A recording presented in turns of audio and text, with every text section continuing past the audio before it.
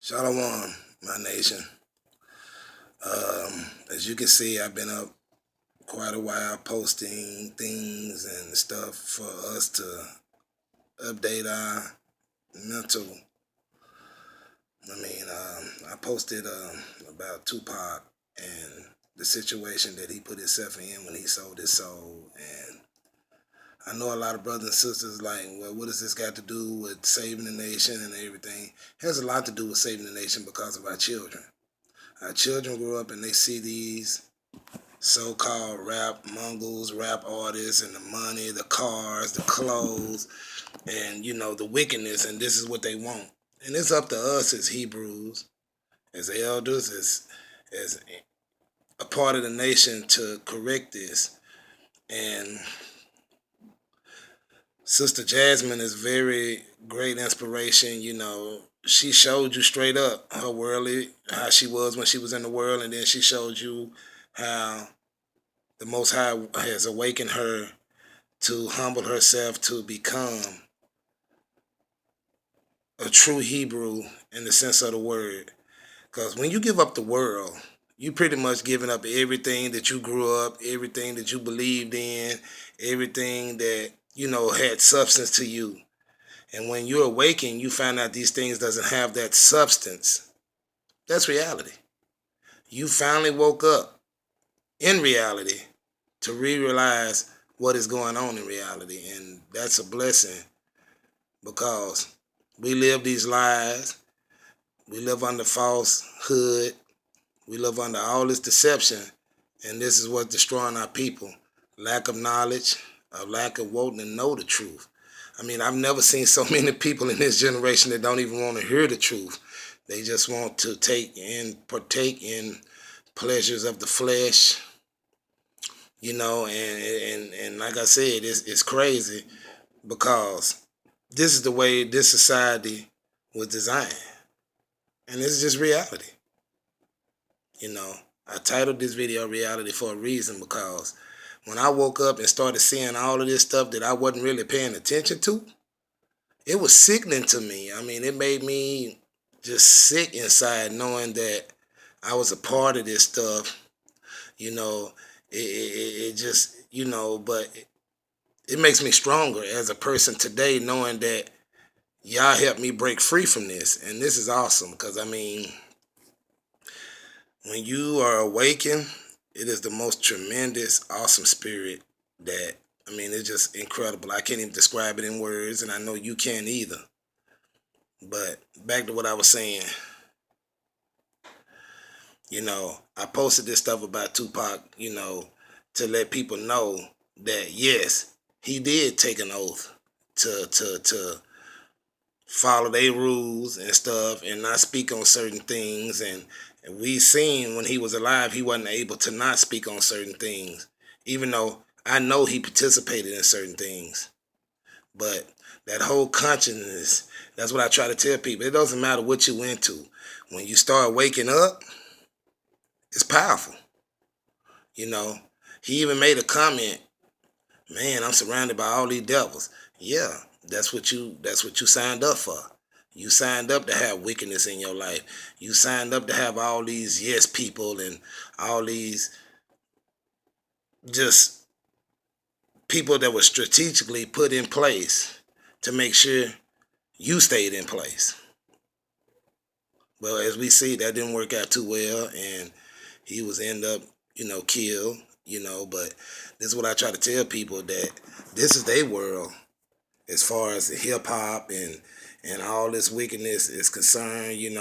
Like I said, you watch today videos and all you see is sex, all you see is alcohol, all you see is things that can bring our people down and keep our people at a level that's real low. When you're a nation of people and you're real low, people tend to just step all over you like a doormat. They just tend to just do things to you because they know you don't have any respect for yourself. So why they gonna have respect for you? That's all I'm trying to say. And in Tupac instance was he was just in over his head. And that's what I try to tell people. A lot of these rappers were in over their head. Biggie was in over his head when he started dealing with P. Diddy. P. Diddy had already took the oath. He signed with Clive and got that money to start his own thing. He signed away his soul right then. Suge Knight did the same thing on the West Coast. He signed his life away over there, you know. And like I said, when you do these things and you follow their rules, you'll be worth 700 million. You might be worth 800 million. You might be worth 100 million. But in the end, you won't be worth a thing because you don't have a soul. And that's what I'm trying to tell people. These things are very important to us as Hebrews, that we get it together, that we stop participating in these man-made holidays. And, every time you go into a church on a holiday, that's the first thing they think. Happy Easter, everybody. Jesus is real happy that everybody showed up today. I'm just saying. They put that in the part of their sermon. Hope everybody have a good 4th of July. Hell, we wasn't even free in 1776. So that's what I'm trying to tell people. It's just very, very hard to live the way y'all want you to in this country. But we have to endure it because this is captivity. And whether you want to believe it or not, this is what it is. This is reality. And reality is that we are slaves. Mentally. And the chains has got to be broken. And every time you break a chain, it makes you that much freer in your mind and your consciousness and your soul and your body and your spirit. And that's what I want people to understand. The reality is that we can live decent lives in captivity until he comes back and get us. We don't have to be a part of their world. And that's what I'm trying to get my mom and other family members to understand. We don't have to participate in anything they do. We can be set apart. We can learn to love each other as a race and stop, doubting and being jealous and being full of hate because you mad at somebody because they may be doing a little bit better than you. As far as I'm concerned, if everybody's in the struggle, we're in the struggle together. Y'all blesses us even when we're struggling. I know y'all realize that because it happens.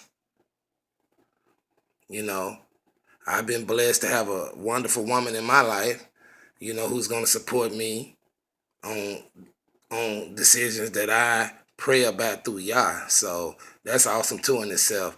It's always good to have supporters, whether they be your wife, your friend, anybody that's in the truth that's supporting you. That's an awesome thing.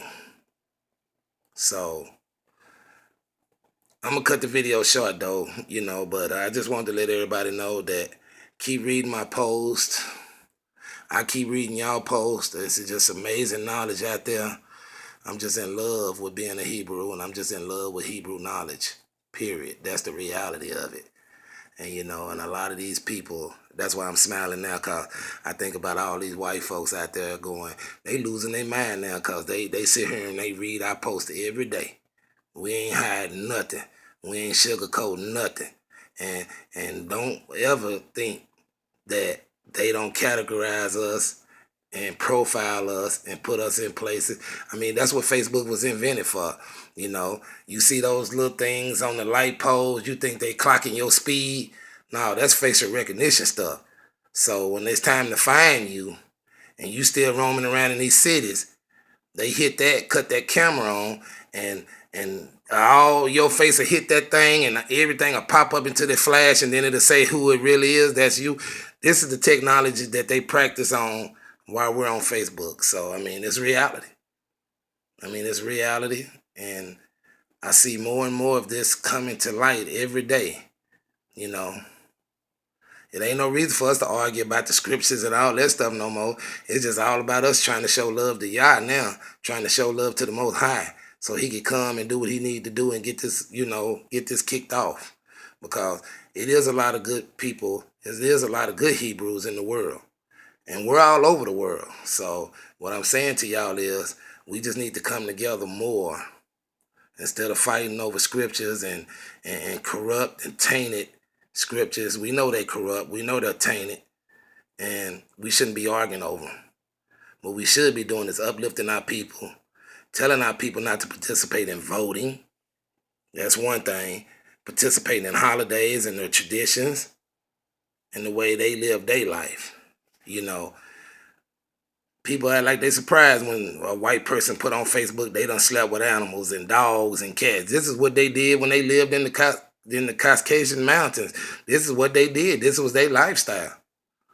So why would it be surprising to you today in modern day society that they living like this? They did this in the Roman days. They did this in the Persian day. They did this all the time. So it's nothing to be surprised about. I mean, and like I said, you need to know your enemies. Because I really believe a lot of Hebrews really don't know who our enemies are. And this is for us to help the young people. When they come into the truth, we need to let them know. We need to let them know everything about the truth. We don't need to be arguing about no scriptures. We need to be focused on them, getting them locked into place so we can grow as a nation. When I'm in this video, I knew I was kind of all over the place, but I just wanted to let y'all know, thank y'all for support, and all of that. And thank you for reading my posts. I try to come with the truth as best as I can. I'm always trying to get knowledge in that way to share it with y'all. And I'm always looking at y'all pages because y'all got a lot of knowledge. I love the Hebrew nation. I love the Hebrew people. I love us all over the world. And one day we will be together. I love you all. Shalom.